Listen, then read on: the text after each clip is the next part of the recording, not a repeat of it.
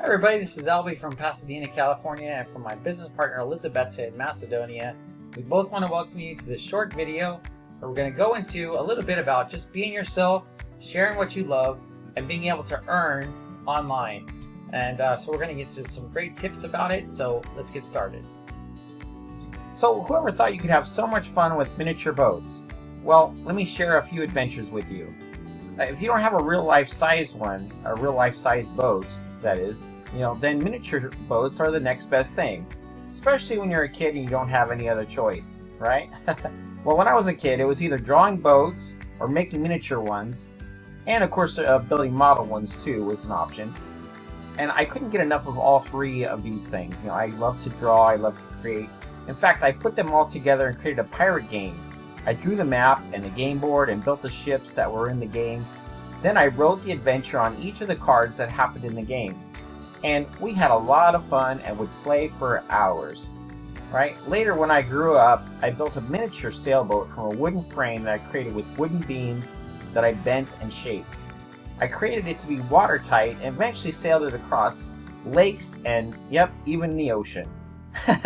Well, it survived huge beach waves. I mean, it got flipped upside down by huge monster waves along the shore and still came back up. It was unbelievable. It was built to be able to flip right side up just like a real sailboat, and it did. I was so proud of it. Anyway, here's a video of a miniature sailboat sailing with the wind.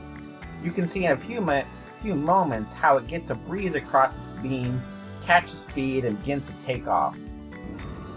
Anyway, it took me over a year to build that boat, that miniature boat, in my spare time.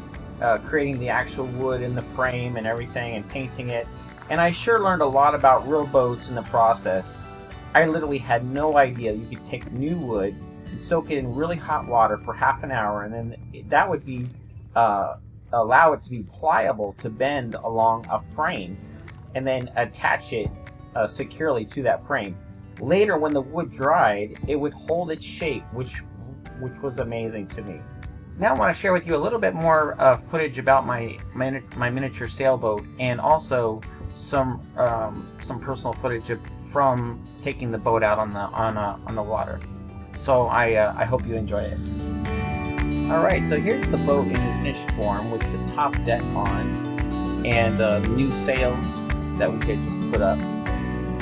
And it was after I had put the top deck on that we had tested the boat out in really big waves and even out in the ocean, and had survived getting flipped a couple times without sinking. So that was pretty great.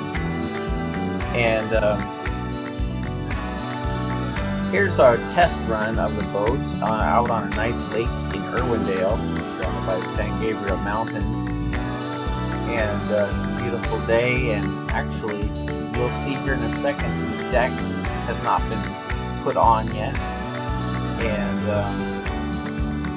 you can see right into the boat, and it's taking a test run right now. It's actually doing pretty good. It's got little waves going on. You don't want too much action without a top deck or else it will sink. Any water gets in there. I mean, you can get a little bit of water in there, and it'll be fine, but of course if it gets 2/3 full, it'll sink. And there's a lot of heavy weights inside the boat, as you can see. You can see the weights down there. You can also see the frame of the boat, and those weights are actually just the top of the iceberg. There's actually a ton more weights down there, and you can actually see the boards that have been painted over. I'm going to show them individually. There's a board. Each one has been put together, and then you can see the bulk of it right there. That's where all the heavy weights are, down even below the bottom of down the keel. So this is what before the deck had been put on, and you can see some of the structure of it. And now it's going for another little bit of a test run out there, and it's doing pretty good. Not much wind going on at this time, but here you can see a little bit more wind picking up, and the boat's running along pretty great. and here it's about to tack to the other side, and it was really doing really good and no problems. And here it's coming back to shore. The wind just happened to be going in the right direction and pushed it back right back to where we were, which was very convenient. We didn't have to pull on the line to pull it back. And now you can see there's actually a tree out there on the island. There's an island on the far side, and there's a lot of birds out there. I don't know what kind of birds they are, but you can see the long necks. And I zoom in on them. And there's the San Gabriel Mountains that surround the Irwindale Lake and the area where we live near Pasadena. There's my cute dog Kiba. We're going for a walk after we had taken the boat for a little spin, and it's a beautiful evening, and the sunset's really beautiful on the water. And here's God's own little miniature boats called ducks. And they're really fantastic. They don't even need sails or anything. They've got self-propulsion going on here. And these two ducks are actually going pretty fast. And they're actually there's a little race going on between the two on the far right and the duck on the far left, and he's going pretty fast. And watch here in just a second, he's going to turn around for some reason. I don't know why. Maybe something scared him, but look, he's just zooming back. But it was pretty funny. Anyway, here's sunset over the near the lake, and here's a close-up of the sunset. It was really beautiful in the evening sky. And here's one more shot of the boat going pretty fast through the water. Actually, when there's a real heavy wind coming, it's really hard to take the sails down like you would on a real boat, and so sometimes it can almost swamp it. So you have to be careful you don't take a miniature boat out into too much wind, or it will pull it down into the water. Alright, I hope you enjoyed that. Now I really want to share something with you that really affected me as a child, and also will help you if you're a parent or if you also love working with kids. So it's really amazing is how awesome math is. Alright, and I've always been bad in math and hated it since I was a kid. Just to let you know, I had an abusive teacher when I was in elementary school who caused me to fear and hate math. Well, what I wish I had known as a kid is that boats are built completely on math, and I would think it would be the greatest thing in the world, an excellent way of teaching math to a child, or anyone for that matter. I mean, for instance, the width and length of a boat will give it stability, and along with the weight of the ballast will help it maintain its balance. The mast will stand only if it's the right size with correct proportions, and will hold the sails full of wind only if there's enough width and weight in the boat's makeup. Symmetry is especially important too, and math is just everywhere. For example, how tall the mast is compared to how long the boat length is, how much ballast is in the hold, and there are millions of other numbers you have to consider to make a beautifully working boat. Alright, and not only a real boat, but even a miniature one that really sails on the water. So you can see some beautiful examples of miniature boats here that have been made, and I personally love these miniature tall ships and how much detail is given to them. It's almost like the real thing. In fact, I spent a couple of years volunteering on a couple real tall ships in San Pedro, California to help inner city kids. What we would do is we would take groups of kids sailing and teach them life skills at the same time. We would sail them out to Catalina Island and other places. It was actually really effective, which is kind of hard to explain unless you actually try it yourself. The thing is that being on a boat for a weekend actually creates a natural environment to work together as a team, and it can be life-changing on occasions for kids and adults.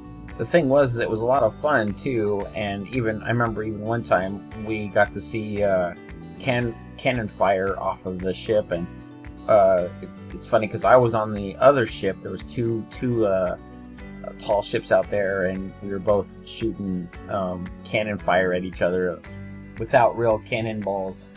So I got to take a picture of the other boat, shooting off its cannons. So that was a lot of fun. So I learned a lot about real ships by being part of that crew for 2 years on a tall ship. it had masts and sails like the old clipper ships back in the day, and this helped me to understand ships much better. It also helped me realize the difference between what a good miniature ship was and a bad one. I could tell almost instantly if the miniature ship was built according to real proportions of a real ship, and if the lines or spars were correct.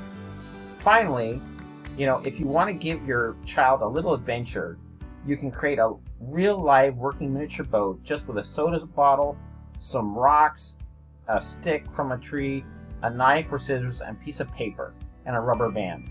Alright? Yes, you heard me right. You can make it from a soda bottle. So, here's how you do it. First off, you cut a little hole into your soda bottle at the back of it, which will now be the top deck of your boat. Make sure the cap is closed on your soda bottle. You can use any size soda bottle you want. You just will need a bigger stick and rocks based on what size the bottle is. Right?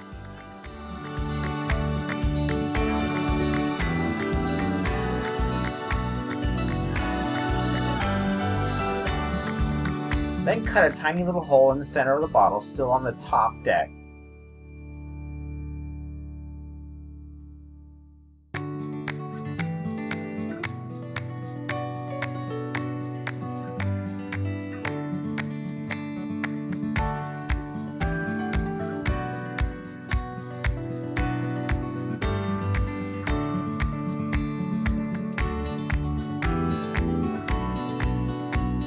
Place a few rocks into the first hole you cut, then place the stick through the center hole and take a few rocks and rubber band them together at the bottom of the stick.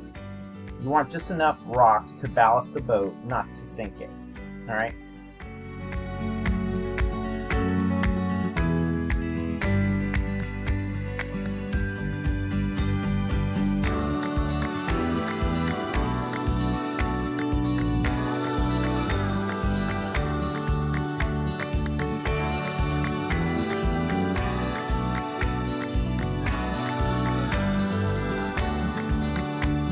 Now take the white paper and cut it in half.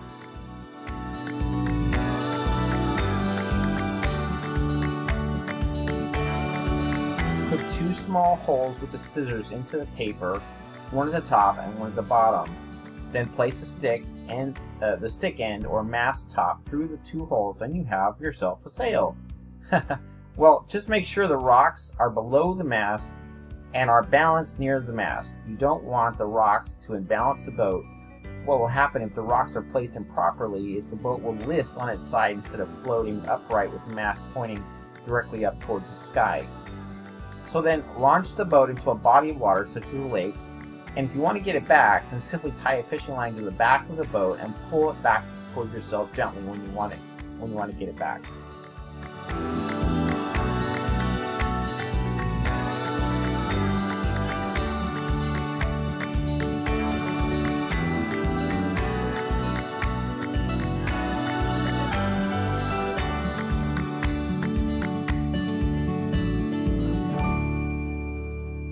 Now, if there's any wind, the boat will move through water. If there's too much wind, the boat will list and then possibly sink.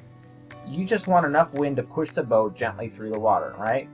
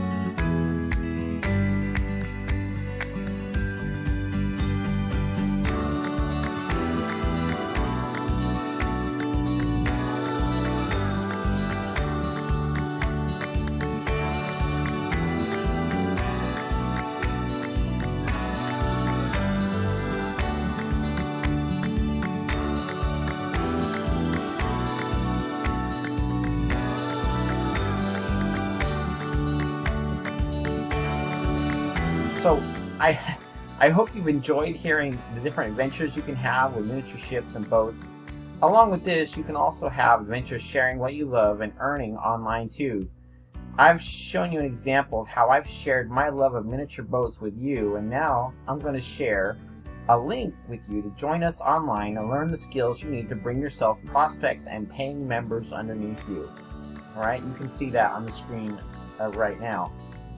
Of course, we appreciate your watching this video all the way through to the end, and thank you for that. Please subscribe to our channel and press the like button to hear more exciting adventures. We want to help you succeed online, and we thank you for helping us as well.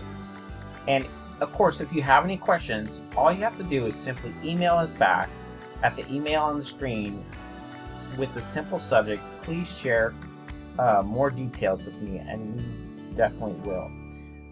Thank you again for watching the video. I hope you enjoyed it. I hope you get some good ideas of what to do with a miniature boat, or how to create your own. And we look forward to talking with you and meeting you. And we'll talk to you soon. From Albie and Elizabeth, my business partner in Macedonia. You have a great day. Talk to you soon. This is Albie. Bye-bye.